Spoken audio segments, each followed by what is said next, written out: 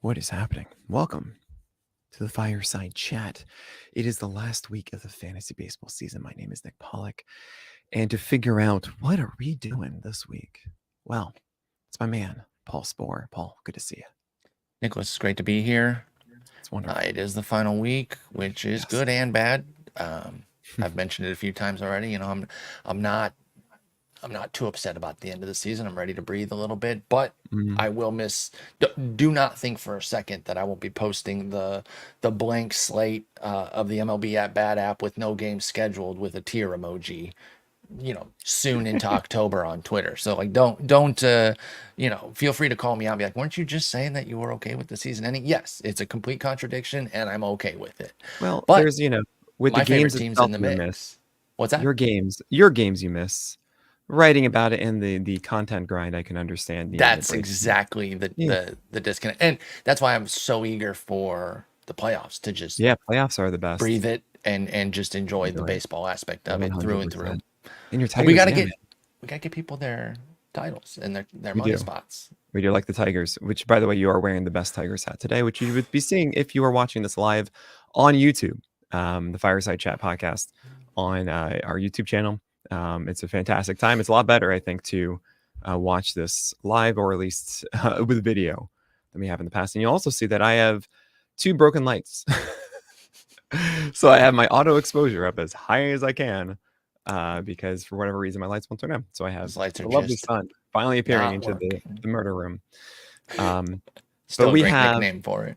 that's an Alex Fastism, and as he would sweat so much, I would force him to force us to turn off the AC unit Right. because it would be too much So it wouldn't noise. be caught up on the one mic that y'all shared. Exactly, and he would. It was a Blue Yeti. He picked up everything, Right. and he would just be so angry at me every time, but also agree. It's I never win. I never win, guys. Anyway, hi. It is the last week of the season. We got to get you to the ship. And we have sit and start for the entire week. I put out my list yesterday, which changes at the end of the year. Some people prefer for me to be a top 100 per usual. I tried that in the past. I've been doing this for a decade, and I realized that it's worthless if I do that because let's be honest, there's certain guys that yes, I like them, from a quality standpoint in a vacuum, but this isn't a vacuum. This is actually very nuanced down the stretch, and it's just much better for me to show you the tiers the last 2 weeks of the season. So we're going to today look at Wednesday, Thursday, Friday, Saturday, Sunday to figure out which guys you should be starting. I talked about it with Eric Smolsky. However, I need to hear Sporer's takes on this and really talk some of these really tough ones out with him because I'm sure that a lot of you guys are having those kind of decisions too. So we're going to start first here, if you're okay with this, Sporer, straight with Wednesday. Right. Is there anything else you want to mention? So on Wednesday, I mean, the auto starts are very clear. Is there anyone inside of my probable start here? And that's Kevin Gosman, Cody Bradford, Dylan Cease, George Kirby, Zach Eflin, Jack Flaherty, Christopher Sanchez, Joey Cantillo, Zach Littell, and David Peterson. Are there any of those guys that you are feeling that you might want to actually bench? Not outside of extenuating circumstances where Mhm. I'm just protecting. Maybe don't take Eflin into the Yankee Stadium if a big ERA game could really kill you. But that's so standings dependent that no, I Yeah. generally want to start all of these guys, even Cease at the Dodgers. Again, heavy protection mode, you maybe get away from it, but everything else, you got to go. You Yeah. got to take that shot because Cease is still a double-digit strikeout guy waiting to happen at every turn against every team, Yeah. including these Dodgers, and amped up because they have a chance to, if they win the series, they could get back in this. Even if they take two Sure. or three, they don't even have to sweep because they could get some help on the weekend, and San Diego could get that division still. So they'll be Oh, I all didn't out even. Oh my gosh, I didn't even take into because account that that yeah, could happen. because they're only 3 games back, playing three together, and then the weekend set. So again, they take two or three, they get a little weekend help, and they got the division. The Padres Anyone do. who wants to So tell you that they know who the World Series is going to be winner is going to be is just wrong.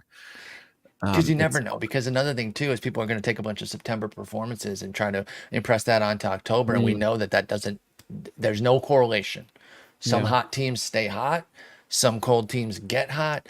Some cold teams stay cold. And, every outcome is possible. So once you flip the Absolutely. calendar to October, who knows? But yeah, I'm good with all of these probably starts. There's some guys in the questionable that I agree Mhm. are questionable, and I kind of want to dive a little bit Yeah, deeper let's go into that. So into who do you see here? them. This is Richard I'll start at Fitz, the top. Nestor Start right there. Cortez, Jose Suarez, Kader Montero, DJ Hers, Edward Cabrera, Luis L. Ortiz, Davis Martin, Brady Basso, Simon Woods Richardson, and Javier Asadi. Yeah, Richard Fitz. If Richard Fitz, it sits. He goes against the Jays. He's done pretty well. Has a four-seamer with a decent amount of vert on it. Pairs it with a slider. Has decent command of the two. Are you suggesting that you'd put him into problem, or are you actually more hesitant on this one? I'm kind of curious, because you had some love for him last week, I believe. Hmm. That I was like, oh, okay, because I had not really been following him. Are we seeing something here? Obviously, for the here and now, we only care about this start.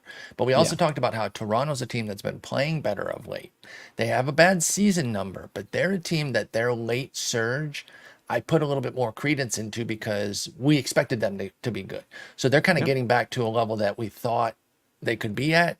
So this matchup's just a little bit scary to me. I think my biggest quibble would be where he ranks within the questionables. I would just have a handful of Yeah. these guys ahead of him. But I am curious to learn a little bit more. How does Richard Fitz succeed? Like what is his Yeah. driving force here I to mean, it's really succeed two with the pitch. Sox? It's four seamers up and sliders down. The four seamer isn't exceptional. It's kind of middle extension. It's slightly above average verts, kind of below average attack angle. He's very over the top. It's at 94, 95. But the slider has done really well at inducing a lot of weak contact. I mean, 12% ICR thus far in a very small sample. But it's a big strike pitch, lives down low, and it's messed guys up, just going fastball slider both sides of the plate pretty much. He does have a sweeper as well. He tugs a little too far out of the zone to get a ton of whiffs on it, just 6% thus far in 3 games. But what I've seen essentially the White Sox, the Yankees, and the Twins is that Richard Fitz throws strikes. He generally locates them pretty well, and it gives him an opportunity to go through 5. The Red Sox are certainly giving him that opportunity with 66 pitches at 90 than 80. The last 3 games, only 3 he's had so far. So I'm not really the biggest fan of it. I like that it's outside of Fenway. That's why he's questionable. But he has the opportunity. He's done well, and I could work against the Jays line, but it's kind of hot and cold. Yeah, I think you can find some starts there. Again, I maybe got a few of these guys ahead of him here, but Fitz has definitely impressed with these 3 5 inning starts, and they are giving him a real opportunity. I guess, real quick, since we are focused more on the here and now, do you see anything in this for Fitz next year, or is it just too few strikeouts No, to really care I don't. beyond I this? think that I mean, he's in a good rhythm at the moment. If there's something Hmm. that there's a gain in the four seamer, then that's cool. But I really just see it as a slider that's really well spotted down. And Right. the fact that he separates it from his four seamer is what makes me happy with it because it's just out of the hand. You don't know if that's a fastball or a slider.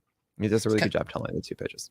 it's Yeah. kind of reminding me a little bit of, at least in terms of the statistical profile, the Jeff Kohanowitz out in LA, where like he's Oh pitching man. well right now. The Oh, matchup's I been see what you're favoring saying. Kohanowitz, and he doesn't strike anybody out. So it's like something that we're using right now, but I don't really see It's any so funny. value And going I forward. know this is you preface it correctly and I'm being wrong here. I just anytime I hear a comparison of Fitz and Kawhi, I'm like, what? Those that's like two different kind of Right. styles, but The that's right, way but that's the not what I'm saying. just as Oh my statistical god. The profile. jack of one trade. And I was actually going to say, I know Nick hates when I do this because I make comps that don't actually match on the mound. I'm Well, only talking about the stats yeah, and the fact results that they wise, I are can understand comps. zero K guys. I always think of it like, what did they do? Yeah, But right, and they exactly. do Of like, not succeed yeah. similarly. And that's not to say that Fitz can't. And like I see Kohanowitz, I'm like, you're not going to because it's sinkers. Right. Like It's Fitz sinkers all can day. get whiffs on it. We haven't seen it yet, but he does have a good enough one. He just throws it so much in the zone. Like he has a 70% strike rate. Fits on his Hmm. slider. So if that lowers a little bit and comes more into the O swing territory because he can't locate it, he's just not looking it down. There could be more from it there. It's not completely a death sentence or not death sentence, but certainty that he's going to be just 2-3 Ks in this game. Luis Ortiz fell down a little bit in this questionable group here, and he's somebody that maybe I would have a little bit higher. Although I am Yeah. duly afraid of Milwaukee just because Mhm. they can pop anybody anytime. But Sure. a nice rebound start for Ortiz at St. Louis after getting beat up a bit by KC, which is understandable. They have not been playing their best ball, but KC is still a solid team. Yep. How do we feel here with Milwaukee? Again, they've been good Yeah. all year. Have they been a team you've been running from? So Do you trust your good guys against them? Where you at? so I have them as a neutral. Milwaukee. That's why they're in brown there. Part of me is like, maybe they should be in orange. That is the second tier of offenses, with red being the toughest and orange being the second toughest to face. The way that I ranked this is I see Jose Suarez and Kiter Montero as two really good opportunities against the White Sox and Rays, respectively. And I felt safer with that than Ortiz. And then you have DJ Herz and Edward Cabrera as Cherry Cherry Bomb guys. Oh man, Chom berries. Okay, as guys that have a higher ceiling than Ortiz, right? But could obviously go poorly too. So Ortiz is kind of the middle. As he had 7 whiffs on a slider in his last start, which is nice. We just haven't seen that a lot from Ortiz, and the fastball, four-seamer specifically, has taken a step back as of late. So I'm happy the slider stepped up with it. Generally, when I see things like this, I see that as a one-game thing as opposed to a new change. I can't quite say that it is for one. So I had him in between all of those as far as like, well, I don't think the ceiling is as high, and it's not as safe as the other ones. So I'll put it right below those two. But I understand if you want to raise up Ortiz more than this. Yeah, maybe just a little bit. But again, you make a really compelling case on Suarez and Montero. Jose Suarez, a guy I liked a couple years ago, has fallen on some hard times, but putting together a little something down the stretch here and gets the White Sox. So I definitely like that. And Kiter Montero for my Tigers has been instrumental in their success here. I think I'm pretty good on the rest of this group here. I might put, well, no, I guess it's because he's against the Marlins, but Simeon Richardson has just been... Simeon Wood, the thing is, the Twins are giving such a quick hook to their young guys. Exactly. But yeah, the so Marlins are terrible. I know. No, I was going to say go the other way. I was going to say put him in the do not start. Oh, yeah, right. That's I'm why saying the matchup is the only thing keeping him from DNS. Yep, I'm with you. And Javier Assad is, I mean, the Phillies are having their off day today, essentially, with their hangover day, so it should be better on Wednesday. So, and Assad, I can't trust it. I'm sorry. I know there are a lot of people that believe in Assad. I'm not one of them. I would also have him in the DNS, to be honest. Javier Assad. Yeah. So that's like the compromise. He's last in Yeah, he's last in questionable for you. Let's go to Thursday. Yeah, sure. So I mean, right. So the end of that, by the way, if you guys are seeing Michael Lorenzen against the Nationals, like, oh wait, hold on, still exactly right. We have no idea how many innings he's going to go there. For Thursday, I mean, you have easy ones in the auto start. Probable start is actually like, how high are you on Michael Wacha at the Nationals and Tyler Anderson against the White Sox? I was so tempted to even put them both in auto start here. Yeah, I think I am like not even blinking about starting both. Tyler Anderson, you know, a guy that has been really good again this year. It took a year. I don't know what the blip was last year. We were worried, you know, is he going to be able to keep his gains from the Dodgers with the Angels? If not, couldn't he just drive over to Mark Pryor and get some tips? Well, that drive took a year, which I guess in LA is accurate because I know that Anaheim is nowhere near LA. So that whole time he was driving there and finally got the tips again. 3.70 ERA, 128 whip, closing strong, gets the White Sox. I agree. I think it is an auto start for Tyler Anderson in any format. The only situation would be if you need Ks, you're not as keen on Tyler Anderson. Yeah, I think you're going to get him. I think this is, I was just about to say, even him against the White Sox, I think he could put up 7-8 Ks. So I really like him. Lefties, especially change-up lefty guys. So and Wacha, I agree. I think they're pretty much auto starts. I'm loving both those guys. Let's get into the questionable group. This Thursday questionable group is rich. A curious one. We've got.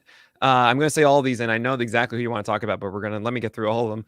Reese Olson, Aaron Savali, David Fessel have good matchups. Kumar Rocker, JT Ginn, Tyler Alexander, Patrick Corbin, Mitch Keller, Walker Buehler, Garrett Crochet, and Kyle Gibson are the questionable start guys. So I'm assuming you want to talk about Reese Olson here against the Rays. Yeah. The question is just how long is he going to go? And that's the scary part. And I do think that the Jackson Jobe call-up makes it scarier. Oh, interesting. Because I think there's, you know, he's going to have a guy in Jobe that he feels like, he being AJ Hinch, that he can get multiple innings out of, which they've had guys like that. I mean, if you have not been following the Tigers, y'all, the way they're doing it is particularly impressive, where they have like one good starter right now. It's Skubal, and then it's a group like where they're just kind of piecing it together. And Brant Herter's been amazing, and Kiter Montero's done his stuff, but like they're doing openers, followers, all sorts of stuff. So now they call up Jackson Jobe. Let me check one thing here. I am vamping a little bit to see the last time he pitched. 920. He's going to be available for the Olsen start. Right. If he pitched last on 920 and doesn't pitch today or tomorrow. And I also think, boy, I wonder if they might open Jobe to keep him in a starter rhythm. and Oh then turn it to man. Olsen. That would actually make him better, though. I don't think they would do that because that would be an MLB debut. And you don't the way I see is that the opener I feel like the what's the worst inning for every single MLB debut is the It first. is the first, but And you don't want to put I yourself in a hole wonder. necessarily. I would hope I I get think that that. they would put Job in a more comfortable relief role first. Just say like, But look, if you is get that your normal stuff, comfortable relieving when you've never relieved? it My thinking was he always starts, let him start, tell him it's 2 innings. I hear your point about like, well, if he's overamped, yeah. this could put us in a hole right away. But it's against the Rays or the White Sox. Who cares? They're garbage team. Yeah, I mean it's right. So I would say is like if you get to a 4-0 lead or something like that, or like one of those, that would be the ideal time to get someone in for a debut to see how they are, and then you can go from there. I don't know about Job. So if you guys know me, I've been saying like, oh my gosh, I've seen this guy. I love him. He's amazing. He's got 4 pitches, all that stuff. And this is the annoying part is that this is the year that I've really been just blessed with Kyle Bland and so much data that I haven't had before of just understanding pitch shape and what makes guys really good, what brings out the best. Like how does Cody Bradford get it done? It's because he has really good extension on that 4 seamer and gets it upstairs, all of that stuff. So that we have these. We have this wonderful app for PL Pro members. That's today's 4 seamers. It lets us look at not just MLB but also AAA 4 seamer pitch shape, which I think is Mhm. one of the greatest ways to understand success of a pitcher, really a prospect pitcher specifically. If they don't have a good 4 seamer, it's rare for them to really excel, right? And when I think of Jackson Jobe, I think about him from the spring. We were getting readings of elite verts and good height adjusted VAA and velocity. I didn't have any extension readings. And extension, if you guys don't know, 7 feet is essentially the goal. If you get 7 feet of extension, oh my god, it changes everything. 7.5 like crochet is what makes that 4 seamer just jump from like 97, 98, all of a sudden it's like 100 and plus. It's like that's why Mhm. that's so good. But if you have negative extension, that is like if it's under 6.5, really 6.5 and underneath 6.5 or under, it really does hamper you. It does make your fastball much easier to hit when you feel like it should be better at 97 or something that actually turns into like 95. Then all of a sudden that's a big Right. change. And the 2 games that I've seen, finally AAA data from Jackson Jobe, 6.1 extension on his 4 seam. Right. And the vert, not elite, 16.6. That is fine. That's actually close to Richard Fitz. And his height adjusted VAA, just 1. That's average. So yes, 96, 97. But seeing that lower extension is kind of scary. It's not the overpowering you can't hit this 4 seamer that I thought it was going to be. And I mean, I don't have really great data on the secondary stuff. I'm trying to get that up as fast as I can, So but let I'm me a ask you little this. worried that he's not the guy that I thought he was going to be. But And that's all. Yeah. his Fantastic Four numbers are still Yes. top of the scale on both those days, which Right. is the velo extension IVB and height adjusted Yep. VAA. How do you make that disconnect? Right. So I've actually been Put that talking to Kyle together. Bland about this, being This is like, how Joe we're much does talking about extension still. really Go ahead. work? Is it extension really that big of a factor? And the velocity is still 96, 97 with above average vert, and that's really what's carrying it. And I could be overvaluing the extension part. I'm not sure. This is my first year of it. I expected better. And maybe I'm just saying I'm spooked just to like, it sounds like, oh, Nick, you're just hedging your bet now. I'm like, sure. But I didn't don't want to worry see about it. pushback like I didn't that though. want to see that. And I'm like, oh God, okay. It's a see something, So say something thing though, and not yeah. as serious as that I mean, actual I'm so phrase is. stoked to see him also But because it's those like 4 pitches, a cutter and a curve and a right. slider. They all apparently commanded well. So if he has But all you don't four of want to those things, just I'm be excited. over the top excited about Job without Yeah. pointing out a potential flaw here. So you're bringing up Right. this extension here. My question would then be, or just an open, I thought would be, do Chris Fetter and company, the pitching coach for the Tigers, notice this and have a plan to maybe get him that last I mean, 11, 12 getting inches? extension is very tough. It's really I can mechanical, imagine. right? Yeah, It's about where you release it, how your arm circle works, how your right. stride is, and And everything. So I that's can't not imagine a it's easy overnight. to like Yeah, that's flip not it. an overnight thing. You can certainly work on that in the off season, but I don't think that the Tigers are going to want to change anything Not for So no. There's quickly. nothing to fix for the So last week here. How right. much does extension vary, start to start? That's a great question. It does vary by pitch type. Okay, Just so we're clear. So, for example, changeups generally have a little bit further because it is an extension pitch. You have to get out as far as you can on that one. I'm asking With the on two and his over. because we have But on two a for four seamer, Job. yeah, for a four seamer, it's not really that much of a difference between starts. Okay, Sometimes so it's even if we had slightly the more. double A Yeah, data, probably wouldn't right. I don't change. think I would be surprised. It could sometimes it isn't a showcase of injury if you don't have the lower body strength. Right, you're That means pulling you don't have it. back. Maybe your You're arm not is lagging pushing. too much. Those Mm-hmm. kind of things, absolutely.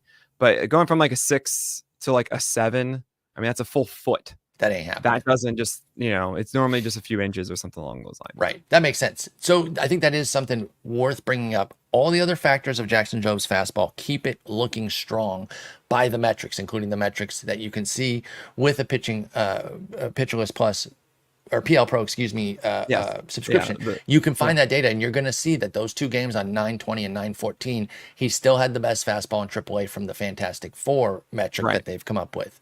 But that extension is worth keeping in mind and wondering like, no, you're not will supposed to that have that. yeah, will that undercut the fastball a bit? Now, Right. Job has so many options that it's still going to make him a potential stud in the majors.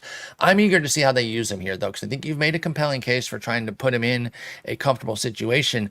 I agree Gonna with do that. it. I thought starting would make him most Yeah, and comfortable, but I you got understand to that too. balance that. I'm just All right, excited as him. Yeah. I cannot We're wait. gonna And we're gonna the go way to the rest of Go ahead. Wednesday, including actually talking more about Reese Olson himself after this break. So Reese Olson, are you let's say we say, look, we're gonna get 5 innings out of Reese Olson. You feel good with that? Yeah, I foolishly started him last week trying to catch lightning in a bottle. One bad pitch to Bobby Witt Jr. Oh, Like, I that was don't such a bad hanger. was Oh my the worst god. pitch. I mean, you can't throw that pitch there. Like, shouldn't have even been throwing that pitch, meaning the curveball. So we don't need to get into that. I'll just get angry about it. But I knew I was taking a risk. I was like, 2 starts. I'm trying to chase whatever. I should have started Zach Littell, who just keeps putting up great starts. But no, I think this is a much more viable week because the right move was to play wait and see where Reese Olson got. He got through the 2 starts, pitched pretty well overall. Again, 1 bad pitch to Bobby Witt, and really good in 3 innings against Baltimore.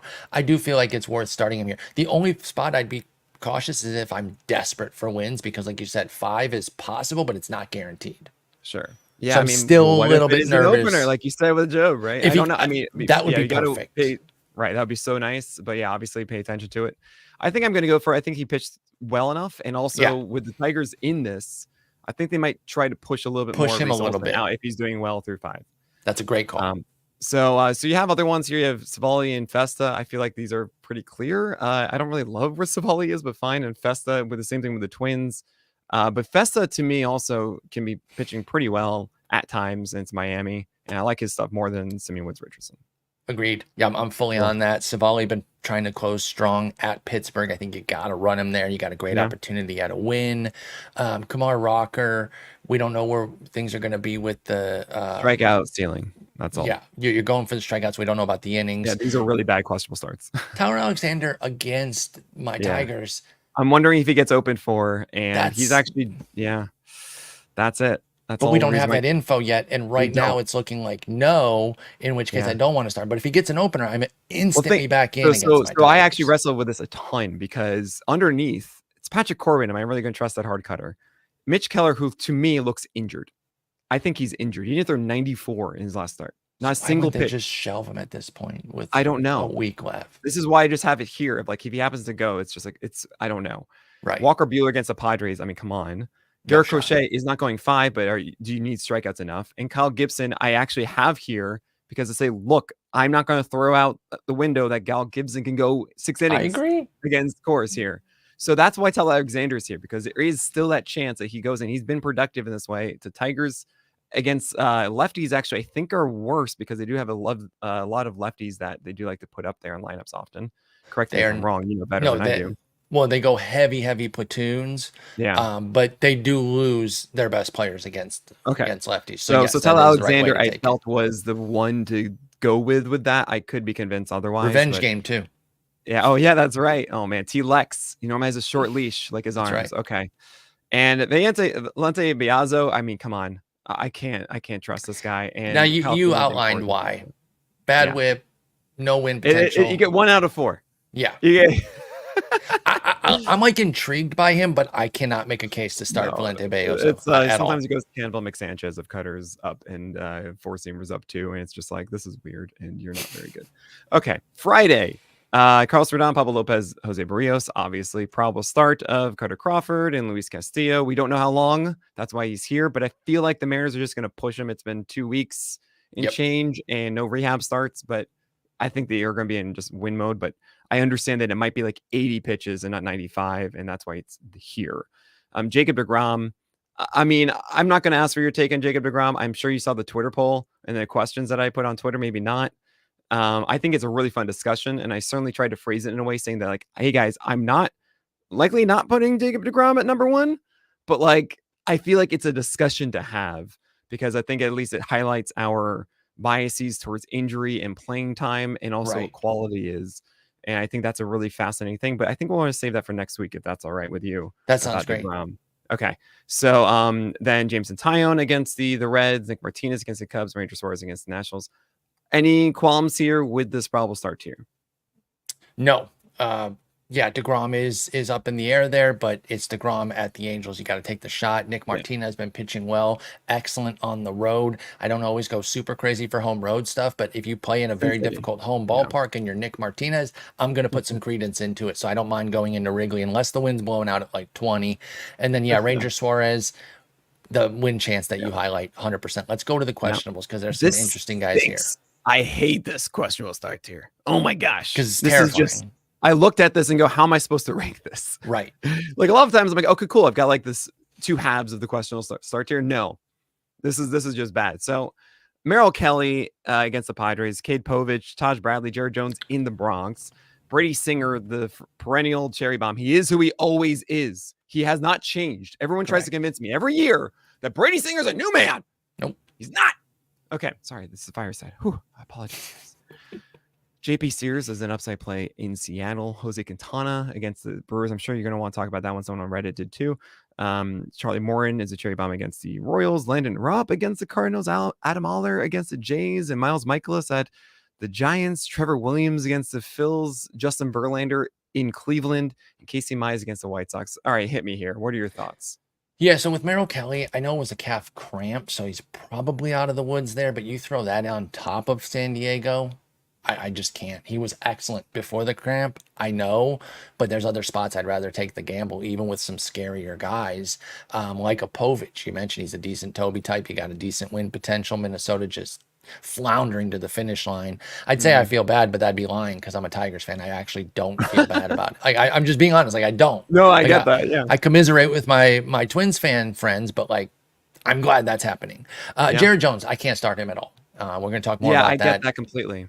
He looks so terrible in Cincinnati. Cannot trust him going into the Bronx. Totally agree on Singer.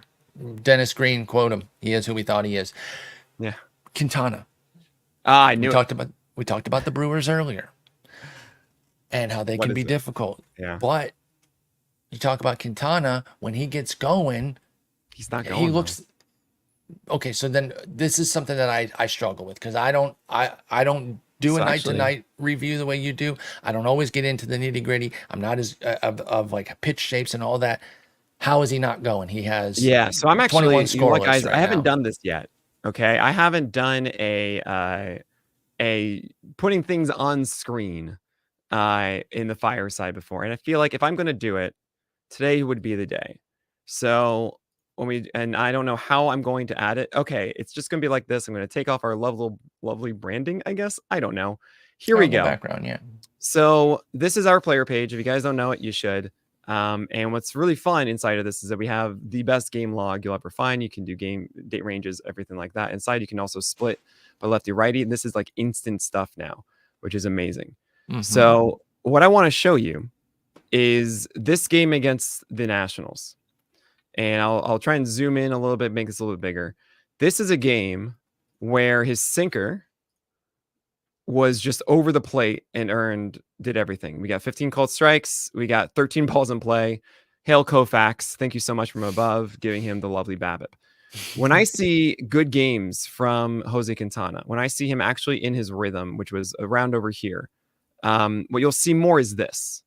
So this is where you have four seamers upstairs, you have curveballs down and changeups down. You have more spotted sinkers around, not like surprising instead. Okay. Probably this one against the Nationals too. Yeah, same idea. Curveballs are down here, four seamers are up here, sinkers are right, not really in the middle of the zone, that kind of thing. And watching this one against the Nationals, this was a game of did not have the curveball going, did not have the changeup going, four seamer, and it was just I'm throwing my sinker and please get me through this. And because the That is not Nats are not a great that is offense, not they were able right. to get away with that. So I had a low ICR, bless him, awesome.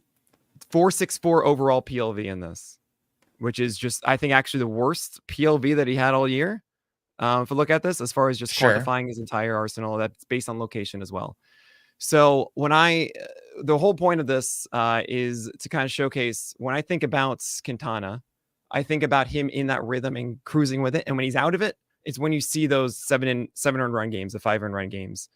And I know that the results have been good, 3 straight shutout games. But I see a start like that where you do not have your secondaries. I mean, 3 is 0 earned runs. I shouldn't say. Right, and I was adding on top of that and 5 straight gems in all. Right. Oh, yeah, 5 straight gems. Yeah, absolutely. I didn't even take that one into consideration. But I see a guy that's just like not in that spot, and if he's not in that spot, then I'm like, oh boy, because that in the past certainly has been the sign of like, yeah, this is going to be weird. So I'm scared of that Brewer start. I hope to be wrong, and I also understand that a lot of you listening are like, I can't not do it. I'm sorry, it's 1 earned run in 5 games. Yeah, that's it. And that's enough for me, to be honest. But I like this because you're saying he's out of rhythm, and I'm like, well, how? And that's a great crystallization of how the results are just not always indicative that things went well or poorly, right? It works the other way. I think we're way more in tune with it the other way when someone gives up 5 earned, but we saw that their fastball was blazing. They had a 15% swinging strike rate. Like they pitched well, but things just didn't work. We don't go the other way with it. We take a 7 shutty and we're like, that's 7 shutty. Who cares? So I do like that. I'm still starting Quintana at Milwaukee in a lot of spots, but I do think that you've at least pointed out because the Philly start was similar. It was sinker heavy. He needed to rely on that. The PLV was better, but still one of his lower ones at 499. It was the second lowest one during this run. He's actually kind of working down. Quintana is over these 5 starts. The PLV is getting progressively worse, which highlights your point of like, he's kind of skating a little bit here. So maybe don't dive headfirst into it, but I'm still at least backing my way into a lot of Quintana I am going starts. to put out an update of this, I think, tomorrow. That is at least for Thursday's games here as we are. And maybe this is Friday, actually. And yeah, I probably would have... I'll probably move Jared Jones underneath him at the very least here. I think I have more faith in Kelly because actually I really like his command recently. And if the cramp's fine... I'm just saying the San Diego plus... Bradley is a blank. And I kind of put like I did the shrugs of Bradley, Jones, and Singer together. Pure cherry bomb. Yeah.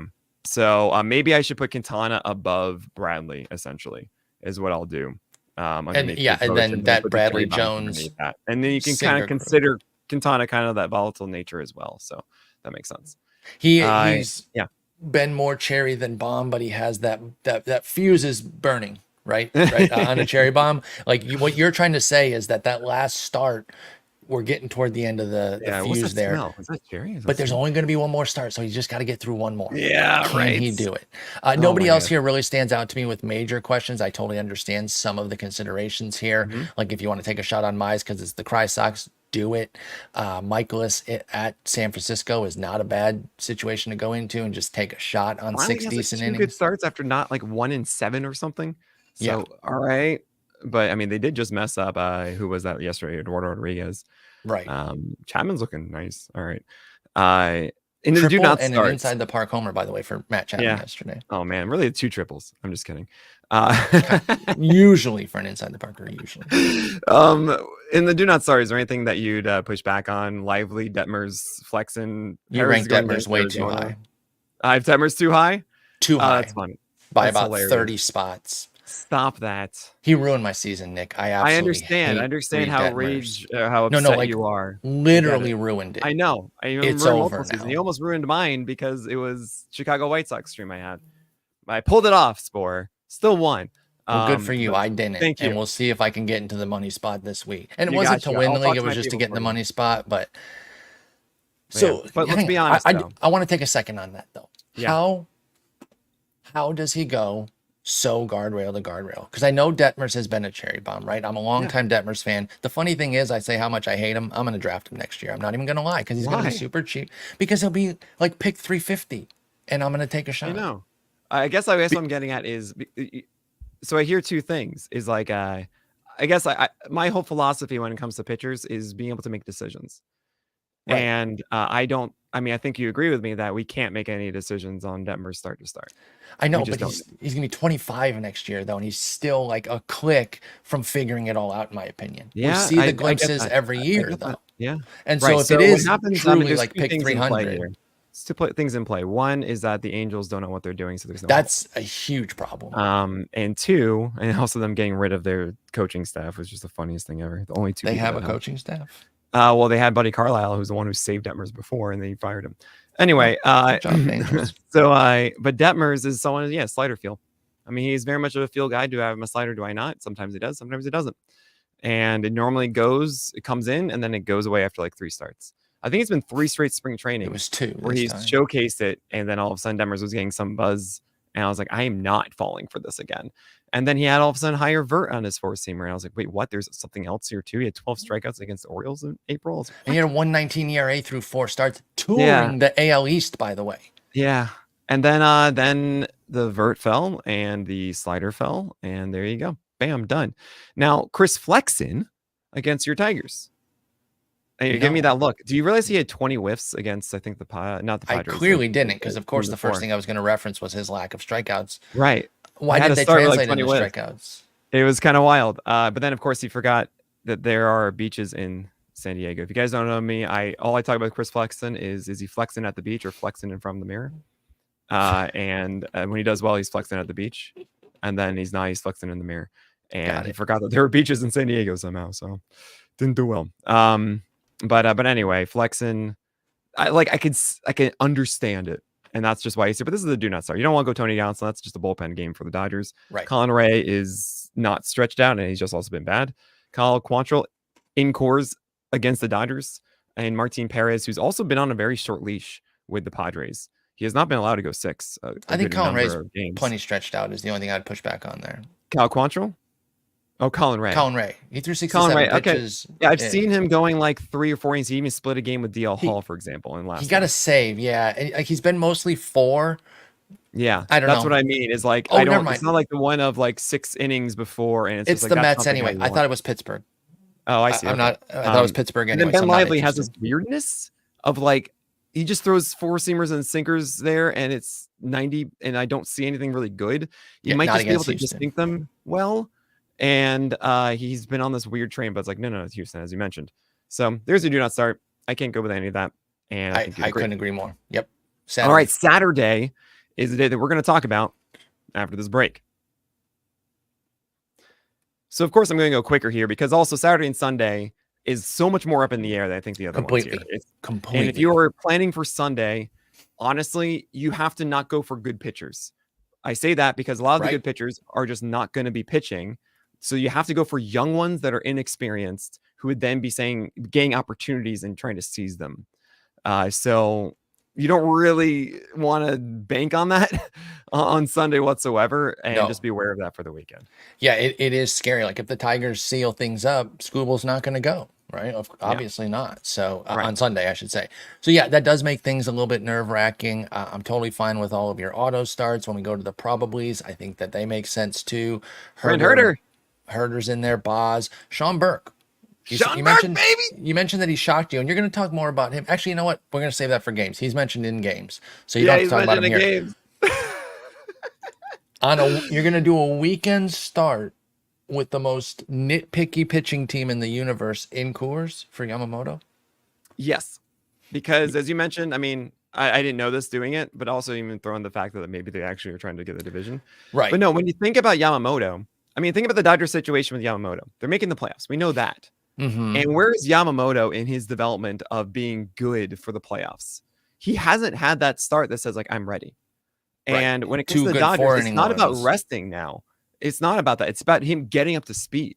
That's a great So the point. Dodgers are going to be like, Yamamoto, go dominate. We need you to dominate. We're not even going to pull you if you're doing well You got to because go we 90 want you to plus. actually feel that confidence. We don't want to go 5 and get you out. We're going to push you. And I the like last that. start he had was Rocky Road, where he didn't do well against the Rockies.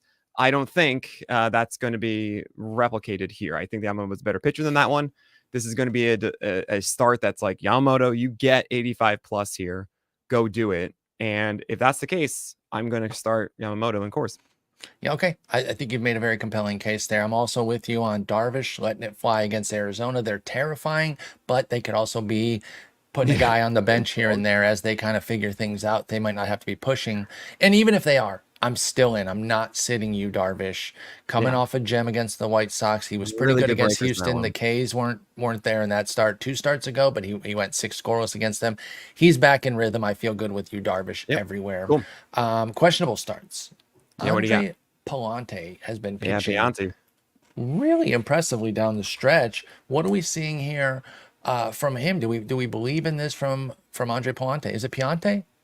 I got think it's Piante. I think I saw Yawn in there. So that's what I'm calling him now. Andre Okay, Piante.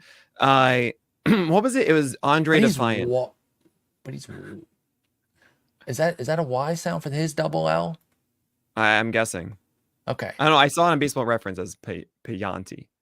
So that's what I'm that going with. if it's there, Yeah. I'm in. But yeah, Andre Defiant was my SB roundup on him for Andre the Giant. Right. And he's cut 4-seamers. He actually did a reverse Blake Snell blueprint in this last game where it was sliders up and cut fastballs down, which is kind of funny. But Piante's just been able to throw these cut fastballs effectively for strikes for a while. And the Giants I have ranked as a favorable offense to face. I'm looking at a Saturday and say, you know what? Like all of these matchups, I think there really are 5 that I like. With Piante, Tyler McGill, Andrew Heaney, Montes, and Suarez. And I'm like, okay, I can understand that. And I felt like, you know what? Piante's the one that has the longest leash, really, of all of these. Maybe save for Montes. But Montes is just more questions, I think, in that matchup. So Piante's first. I think that's definitely justifiable there, and I do think, this is a guy with these back-to-back 7-inning gems that Piante's been putting up. That's been really nice. Oh my gosh, and getting the wins too. I'm looking at the rest of this group here. I've definitely added my trust in Montas again. You mentioned the Diamondbacks got to him. Diamondbacks get to everyone, so that doesn't completely dissuade me. The Mets are a little bit nerve-wracking, but I'm running him. Gore's been back of late. You mentioned the inconsistent curve, the fastball down. So 95, he hit a big surge here down the stretch. Are you thinking that he's coming down again? Because is this like Quintana? A little bit different, but like Quintana, where the good results are not indicative of great pitching. This is very much my whole shtick is less so of the actual ERA and WHIP stuff, and it's more about like, all right, how have they established themselves as a good pitcher? Like, is this stuff that works generally or not? And what we've seen from Gore during his actual real stretches is like 96, 97 with secondaries there. That is like slider working or changeup working or curveball working. And what we've seen throughout the entire year is believing and understanding that this curveball will be there one game and then gone the next. And him at 95 is far worse than at 97. And last start, we saw a 50% CSW curveball, which is very rare, while sitting 95. So I'm scared by that against the Phillies, who this is the Saturday, this isn't the Sunday, and they'll have that lineup likely going. So I'm not very confident in this one. I think that's fine.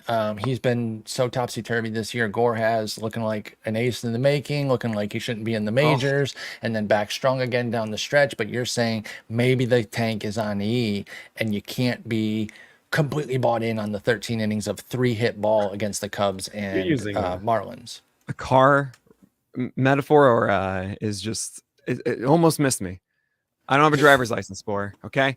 Well, you're in New York. That's justifiable. I'm just like, tank on E. What do you mean? Oh, I gotcha. You're out of gas. Oh, yeah. Right. Gas tank.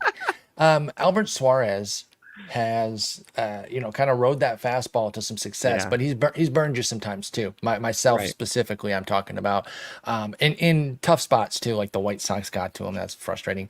But if you're looking for a good win opportunity, I still think even with the way the Orioles have been kind of straggling down the stretch here, I still like Suarez at Minnesota. You seem to have at least some interest in him too, despite Yeah, the lack of secondaries. yeah, exactly. I mean, you nailed it. Four seamers are great. Secondaries are inconsistent, but I think you Kind of still have have to to go run, for it. not Yeah. not have to, but like No, he's you can. very much in the mix there. Okay, what about Zebediah? Zebby Matthews has kind of been up down up down. We know Minnesota's got that stink on them right now as a ball club. How do you feel about Zeb? He doesn't go more. He doesn't go six. And what I was really excited about with Zebby Matthews, especially out of the gate, was it was three pitches, if not five. Four seamer, 95 plus, and not really terrible shape. Good cutter, really good slider. Curveball Hmm. and change that are also there. It's like, oh man, this is like a kitchen sink guy who throws 95 on a winning team, like who has good command. Like this is the guy. And what he's turned into is like a two pitch guy of four seamers and sliders, and not as consistent command. And he doesn't go long enough. Yep. So it could be there. It could be good enough from Zebulon I think they're just Matthews, protecting but him down the stretch too, it right? He had might the be that too. 9. They were doing that with all the young guys. Yeah. They're Well, also I just think we know third time through the lineup, the yep. Minnesota Twins are very aggressive. So They especially should in have this time of like protected needing every win. They should Yeah. have protected their playoff spot down the stretch. But Hey, after 9 earned against Toronto, I am impressed that he's only got 8 earned in his next 4 starts, but only one of them has reached 5 innings for Zebby Matthews. That's the problem. At KC, home to the Angels, at Cleveland, at Boston have been the 4 starts. And yeah. believe it or not, the Angels one was probably the worst of the bunch because he only went 3 1/3. So yeah, he is Nope. scary, even though, oh no, he gets Baltimore. He doesn't even get Miami either. So yeah, that one's No. really scary. Ryan Matthews still ill, tune up for the playoffs against the Padres. Uh, You Ryan cannot start Nelson. him. Or Ryan Ryan Nelson. What Nelson. did I Yeah, say? yeah. Ryan Matthews. Who's Oh, that? I was That is just somebody, no, isn't it? no. I just was using No, just Zebby. the Zebby thing. Cool. Yeah. Yeah, Ryan So Nelson's Ryan still no. Nelson Yeah. can't, Unfortunately, I don't. can't do Yeah. it right. Like, don't get caught up in the name. Not that he's a Yeah. huge name, but like he's done some But he good has things been in down the the second half stretch. name. But yeah. Okay, Yeah, good. I'm absolutely. with you there. Do not Now, get Rhett caught up in Lauder, that. I might be too low. I could not decide here. And Grant Holmes is at 20 because he's been getting really quick hooks with That's a what really good worries me about slider. Holmes. Yep. So the real estate broker, as much as I wanted this to work out, not so much. I got Uh, that one right away. That you don't got to explain Grant that one. Holmes. But Rhett Lauder at 22, I debated this one a lot because when it comes to my assessment of Lauder, not that special. I was It's gonna a say you good didn't like him slider. last time we spoke about And him. then like sinker finds its way in the zone, and like there it is. And it's also, I mean, I'm not a big believer of him being an actual command guy. I could be very wrong about it, So, but okay, because I was gonna yeah. bring that up. I feel vindicated that after the 8 walks in the first 2 starts, I was like, that's just not him. What I know of Lauder, which is not a ton, what I know of him is that he does not walk guys like that. He has 3 Mm. in the subsequent 3 starts total. So that's Oh, I been didn't even know good. those 4 walks in the first two. I'm just Yeah. talking about based on like watching him of his mechanics being so quick and all over the place. Yeah, but the 8 walks Yeah. made no sense to me, to Yeah, be well, yeah, honest. I honestly didn't even know. It's let's see, strike rates on all of his pitches about 60% and to 67% on four seamer sinker slider, which is great. Changeup was 53% in his last start. It's yeah, to me, it's like okay, is it a good enough slider so you can go dancing with the disco that is just throwing lots of sliders over the plate like Anthony Like Tony Descafani? DeSclafani. Yeah. Exactly. So it might be that the Cubs. I don't know how to feel also. And to me, the ceiling isn't that high for Rhett Lauder here. That's And the it's just fairest kind point of you like, made, I think. what's why do I really want to risk that a ton? At least with Estes, I know you can go 6 and it's in Seattle. I know with Grant Holmes that if he does go 5, he'll get more strikeouts likely and also have a decent win chance with Atlanta, we hope. With Rhett Lauder, I'm just like, I don't really feel like I need to go after this. No, and I tend to agree with that. I think I'm a bit more bullish on him for 25 with Rhett Lauder. I Yeah. do see a little bit more of the control there, if not like a full-on command and control stud, which I agree with you. That's what he's being advertised as. He's not quite there, but I do think he's interesting.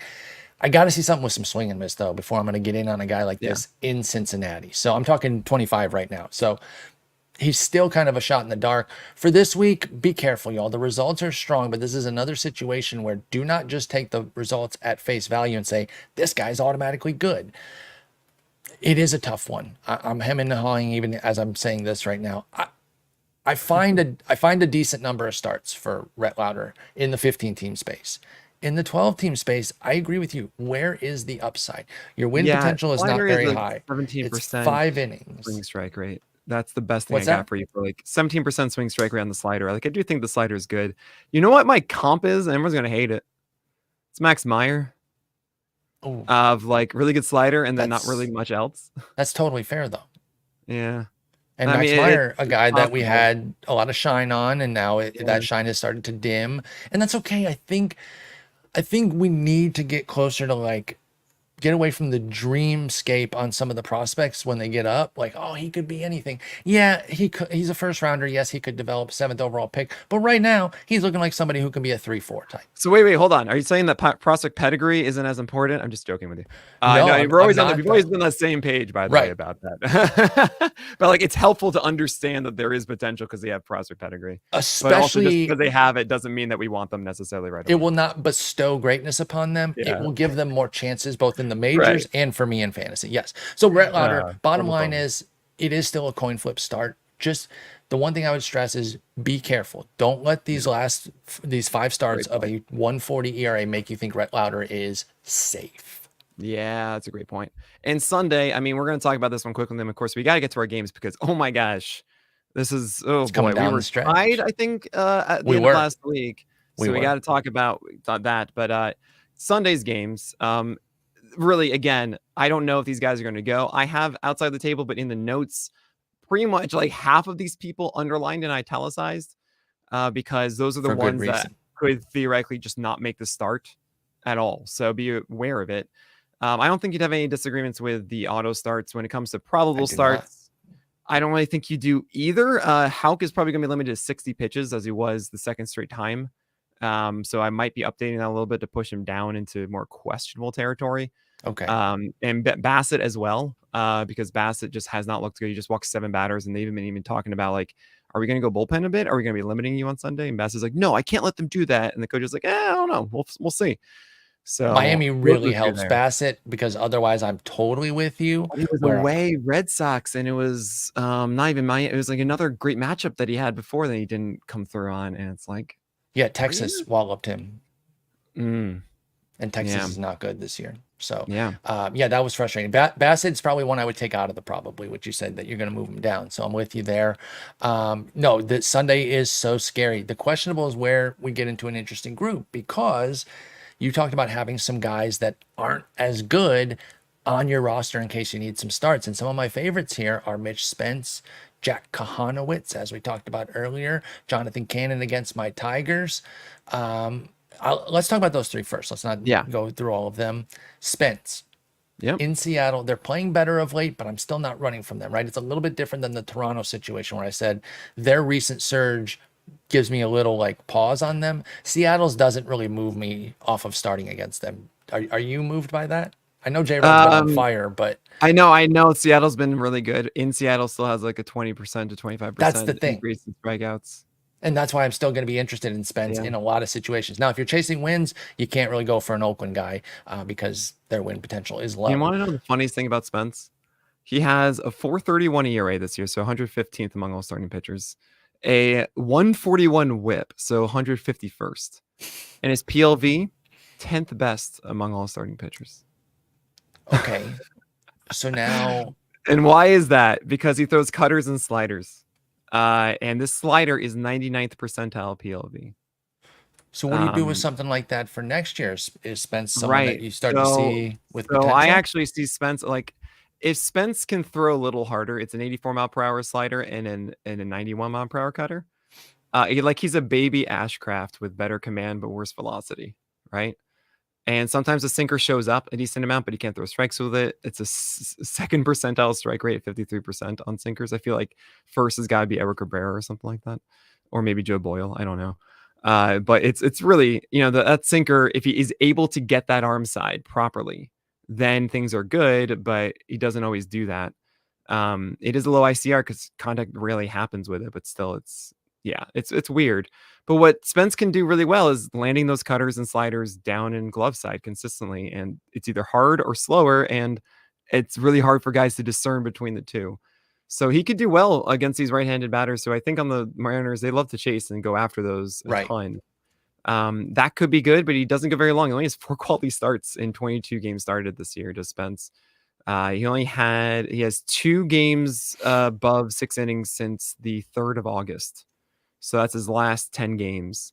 But he did get 7 innings against the Astros, and that was kind of cool.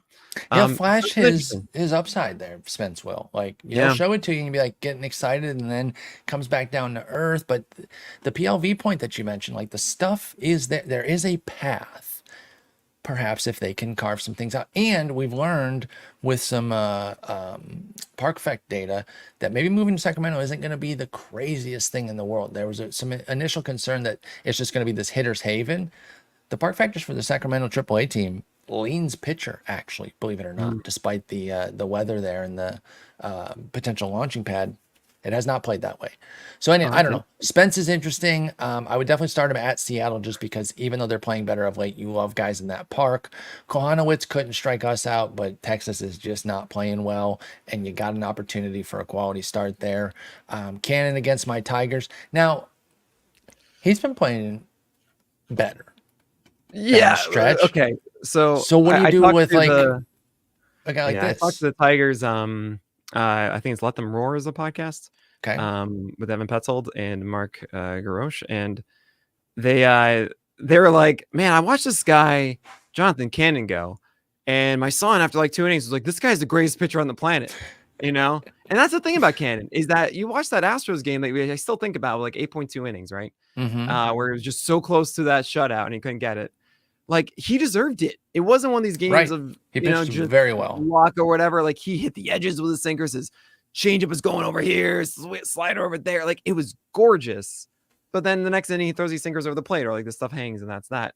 And I'm just gonna put it out into the ether here. I see Sunday, and I think of the White Sox. Look at this entire season, okay, guys.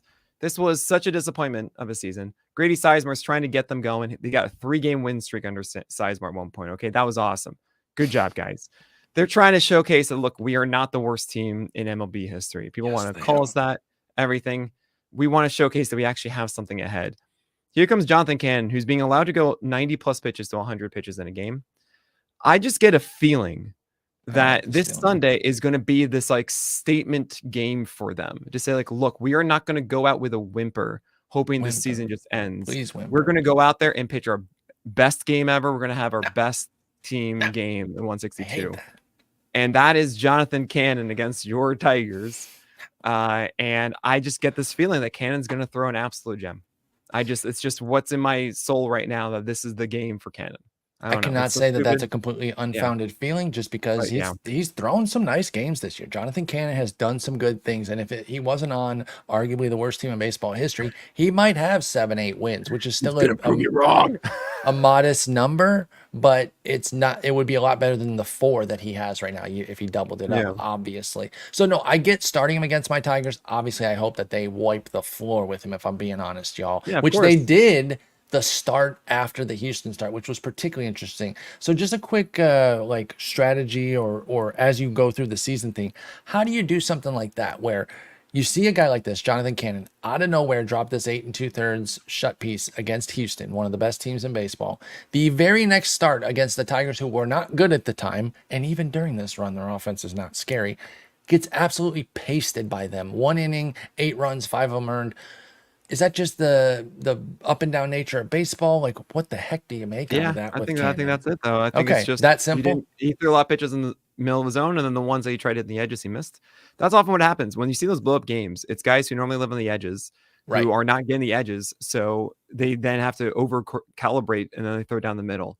Phrases like the game of inches are cliches for a reason, right? Because you really don't have to be off much for all of a sudden you're painting the corners to now you're just filling up the middle. It's a donut.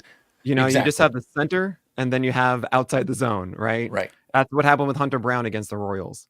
Right. It's just how these blowups happen. So that's what happened in that game. The previous game was the opposite. And, okay, that's fair then. Going here. All right, so Hunter Green is still ill, right? 45 pitches in that one game he had. Or no, second start. It's going to be like 60, and I don't really see the Reds pushing him here. I think the only thing that you would want is if you want the strikeouts, which you mentioned. He could get You four, could go five, 5. five, We've six seen guys strikeouts. go Right. 5 innings under 60 pitches. But So, but this has to be like a Hail Mary. You cannot have any expectation from Green, yes. which I agree with. Your sits, Knack, Weathers, Falter, Birdsong, Feltner, McGreevy. So I'm curious on Knack because you got some. Now, listen, Yamamoto. Knack is no Yamamoto. So I'm not saying because you have Yamamoto starting in Coors, you should have Knack. But you don't like the win potential? Or are you worried that they only give him like 3 innings and they kind of mail it in the rest of the day if things There are it is. settled? I Okay. don't think this is going to be a serious one. And actually, I already have regrets about McGreevy. I think McGreevy should be higher up. Same with Birdsong, probably. I mean, Birdsong Okay. just did fine against the Diamondbacks. Felder should be last. Felder should Yes. absolutely be last here. I like Feltner, but never in Coors and not against the Yeah. Dodgers, even a partial Dodgers McGreevy team. is probably going to go into questionable just because he's been allowed to go 7 innings before. Yeah, they've been letting him go. And so, fine. I don't think that he's in any way special. But I should have McGreevy higher. He's a sinker baller with sliders, four seamers, cutters, but it's really just sinker balls and maybe those fine gloves. And that's cool. Yeah, I think that's definitely fair there with how you're reworking that. Can't start Falter in the Bronx. Can't start Weathers against Toronto.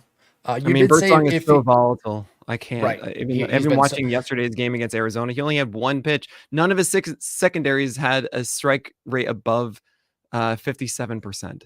St. Like, Louis you can't do that. Stink though, so they will give him some buffer. But I agree that there is some concern there with Birdsong. Yeah. But I think we've kind of covered it here. I think there's a lot of. So there we go. That is our week. Obviously, I'll be streaming all week. I'm actually going to be streaming on Saturday and Sunday morning as well, just to give you guys any last insights if you need them. I'm sure, Sporer, you're going to be doing some streaming chat as well on Wednesday. Yeah, great. I will be around all week too. On any of my SP charts, you can put in the comments if you got a specific question. I want to be able to help people as much as I can down the stretch here.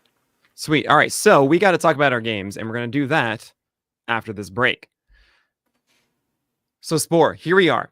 It is after last week. It was 39-39. And what were the results here from last week's games? Your boys stepped up big. Now, we had a big week together, too. There's a lot of scoring. So we both hit our streamers, Kohanowitz and Martin Perez. Again, that's 20% or lower at Fantasy Pros, and they got to get at least 10 DraftKings points according to the DraftKings formula that they have on Baseball Reference. Yep. And I only say that in case they're different. I don't know if they are. I don't play enough DraftKings to know. And Kohanowitz and Martin Perez both cooked. Sit of the week, 50% plus. They have to get 10 points or fewer. We missed on both. Cutter Crawford stood up against Minnesota. Yeah, exactly. We like when those go wrong. Merrill Kelly was brilliant before that leg cramp at Milwaukee. I was just nervous about the Brewers. Star of the week, 50% or under at Fantasy Pros. They got to get at least 15 points, so a higher threshold than the streamers. Cody Bradford with a hot start against Toronto, and Spencer Arrighetti against the Angels. That's another double click for both of us. Then our 1-game matchup was Blake Snell versus Seth Lugo. I took my boy Blake. You had Lugo. I copped the dub there. So I hit a sweep on the Lugo was so good. Not a sweep. I didn't get my sit. It was like but I ended up 7 points for Snell and like 28 for Lugo. And it was stupid.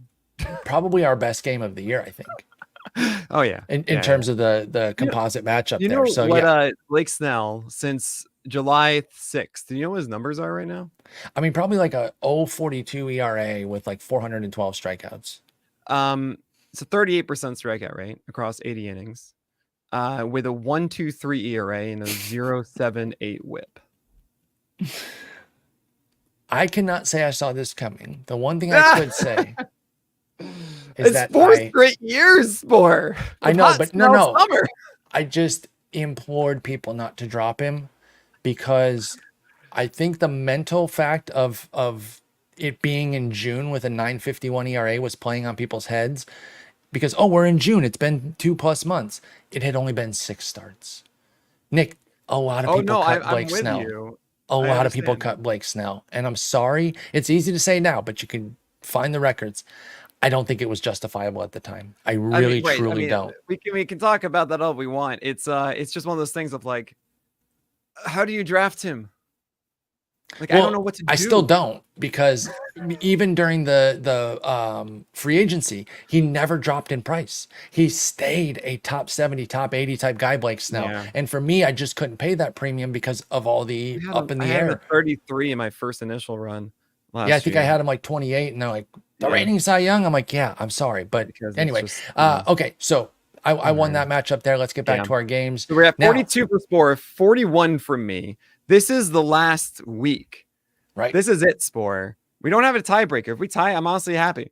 All right. Okay. Tie's fine in this instance because we don't have anything on it. Oh, It's okay to tie. so you did take. I knew you were going to take that sit. I was like, of course. And I knew you'd take that streamer too. And that's so funny because that should just be our game of the day. But no, it's not. It's two opposite They're days. not. Never mind. Yeah, they're not Okay. facing. But let's start with your I'm going streamer. to let you decide who you want, by the way, for the one game matchup. And I, yes. No. No, I wanted to see your reaction. I'm going to take Burns. I'm going to take Burns. Oh, okay. You are okay. Good. Okay. Yeah. I Right, purposely wanted to get your reaction I there. thought it'd be at least, don't let me root against him. Okay, cool. So right. streamers at 20% or under, as I mentioned, I'm gonna be taking Sean Burke here, which I know is honestly it's not the smartest one. I actually even thought of Brant Herder. I was like, oh, that's a better one to do. I got in first dibs this week, and Sean Burke is just amazing. He went against the Padres. Look, I'll put it this way: slider was absurd. It was just a phenomenal pitch. I think it was like a 50% CSW. His curveball wasn't a 60% strike rate, but it was still really effective as a third option when he needed to go into the well for something else as a put away pitch or to get a quick out. He actually had that there. And then the four seamer. This four seamer, 7 feet of extension, above average IVB, neutral height adjusted VAA, and it's like 95, 96. And in the sixth inning, this is against the Padres, their full lineup. Right. He hit 97 to strike out Tatis, and his final pitch was Jake Cronenworth 97-mile-per-hour fastball, located upstairs. I'm like, what is this? Is there something real here with Sean Burke? I think there might be. The only issues I have are that there are times that he'd be a little chaotic and miss on the four-seamer a bit too far. But the combination of fastball and slider is like, that's a very good combo. You have a curveball that actually is not a bad number three. A lot of times we see these fastball slider guys without a third thing. The curveball, no, I think that is one that he trusts. He actually even had a surprise lefty changeup. I saw 1-2. I was like, oh man, is this going to be? And he got the strikeout away at 87. I'm just like, yes. You're like doing backflips at your place. Right. I'm like, come on, throw a changeup. Yes. You know how I get like that. And so obviously this is too risky, really, for me, because look, that's like 2 games of him being good, too small of a sample.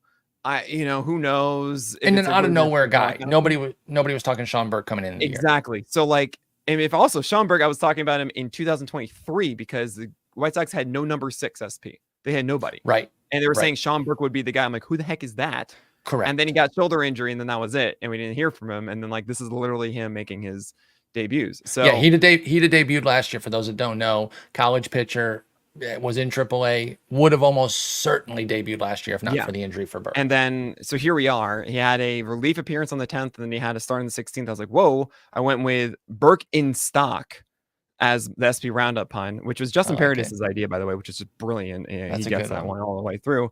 And then he destroyed it against the Padres. Like, well, he can't go against the Padres, but then he demolished. So here's the Tigers. And how poetic, Spore. If I were to take you down, it would be against the Tigers. The Tigers. That would be really tough. Now I'm going the other way. Obviously not in the same matchup, but in the same series. I've got Brant Herder, who's just been incredible down the stretch for the Tigers. He is kind of the unsung hero of this run, right? It is 100%. A true team effort. There's a lot of guys doing a lot of great work, but you're going to look at the 41 innings of a 2.61 ERA and an 0.92 WHIP out of Brant Herder and really understand how he helped the Tigers quite a bit in a influx role too. He's been in that follower role. He did start one game. It was a traditional start. He ended up going 5 innings. I like that they've been putting him in the opener, of course, or in the follower role, because that's helping his wins. That's why he has 5 wins. You love him against the White Sox for sure. So I'm going with Brant Herder. Let's get to our sits. Oh man, I mean, okay. So I saw this. I was like, oh, it should be him, but I'm not going to do it. Jared Jones against. I went the easy way with it. Yeah. So Sport took that one, and as I just mentioned, Mitch Keller should not be starting in this game against Milwaukee. I'm cool with that too. So Dude, I mean, I should have a backup if he doesn't. If he doesn't make that start, I should have a backup, and I'll write it in after. Maybe I should too then, because Jared Jones maybe could just get shut down. Yeah. Well, we'll see here. Start of the week, you've got Spencer Arrighetti at Cleveland, 39% rostered. Tell me about this one. Their offense just has not really been scary, right? Like they started the season really strong. They built themselves a nice cushion, and obviously they're going to win the division. Their offense isn't bad, but it is kind of a stars and scrubs situation. And one of the stars is on the IL in the form of Stephen Kwan. So you're really trying to dodge Ramirez and Naylor and David Fry, but he also beats up on lefties mostly. So that doesn't pertain to Spencer Arrighetti. So Arrighetti's had his duds. In fact, he's had some spectacular duds, but he always bounces back. And he did after his most recent dud, that crazy one. Who was that against? Was that Minnesota? The dud was against the Reds, Cincy. where it was 9 earned runs, but then brought down to 3 because it was an error. So lucky about the error there because it was an error. Well, yeah. 3 earned in 2/3 is still horrendous, but yes. 3 gems since then against Oakland, San Diego, and the Angels. So I'm back in on Spencer Arrighetti. We're locking him in at Cleveland. You're going against the White Sox again here, which I love. Talk to us about Tyler Anderson. We hinted at him it's Tyler Anderson with the changeup. He's going to just steamroll him. 36% roster. I feel like this is a very easy one. I got in before because honestly, you would have taken this if I didn't. Absolutely correct. Yeah. 1 game matchup. We got to end it with aces. This is the way to do it. 2 of the premier aces in the league this year. If one of them had been healthy, they're probably 1-2, but he started the year injured. It's Corbin Burnes versus Garrett Cole. I'm going to let you have your guy. Talk to us about Cole. So here's the problem is Garrett Cole finally got a slider back, and that was last start, and cool, everything's great. The Orioles offense is not as scary right now. They've been really weird, and they're laggard down the stretch. The thing is, I could see Burnes going deeper because Cole doesn't have anything to play for in the same way that Burnes does with the Orioles. And I could see them being we need Burnes. We need you, buddy. You got to give us that extra one today or something. While Cole is cool. 5 innings. You did good, man. You're fine. And I could see this not going my way, but I got to root for Garrett Cole. And, you got to root for Corbin Burnes. I get it. Yeah. I love Burnesy. We both have great guys, great setups here, right? This could go really an interesting way where it's like the one last week with Lugo and Snell, where both put up huge scores. I hope that's the way it goes. I want to see a really fun pitchers duel between these two of the best to do it. And they could be facing each other in October, which would be a lot of fun. As we head out here, I know we're up against it, but how you feeling about the Yanks going into October? You feel pretty good? Honestly, I feel as good as I can. Luke Weaver stepping up is amazing. I love that, by the way. I'm a longtime Luke Weaver guy. I just got to hope that the rest of the offense outside of, I love Jason Dominguez, so that's really nice. The Martian, baby. And him with Soto and Judge makes for, it reminds me almost of what was it? It was Stanton, Sanchez, and Judge almost before, but now you got 2 lefties and then a Judge, right? Stanton, the X factor. I think he's going to hit 8 playoff homers. I'm calling it. Well, the cool thing is that having another big power guy makes it 2-2 for lefty righty. Exactly. And you can actually split this up. The Yankees could do things like Soto, Judge, Jason, Stanton, even. And especially with Dominguez being switched, you can kind of play it based off of I totally forgot. So he'll be batting lefty most of the time, but you can maneuver it if you're facing a lefty too. If I'm the Yankees, I do Soto first. Me too. I don't, and you have enough now. I understand that you don't want to do that if you only have 2 guys, because you want to get the chance of at least maybe you can score something with a 3-run shot or something like that. Right. Solo shot, whatever. You can't. But with Jason, you can kind of extend it now. And we're doing Soto, Judge, Jason Dominguez out of the gate, and Stanton, Rizzo, whatever you want, Torres after that. There's still a lot of ways that this offense can explode. Wells. I was just about to bring up Wells. Jazz can get hot. Yes, Rizzo, Volpe as your 9. A bit about their offense in ages.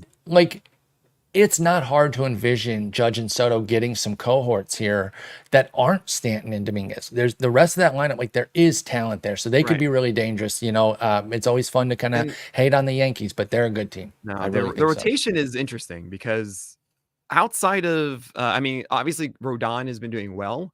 Mm-hmm. Rodon is still finicky. We see starts at 94. We see starts at 96. Is this change it there? Is it not?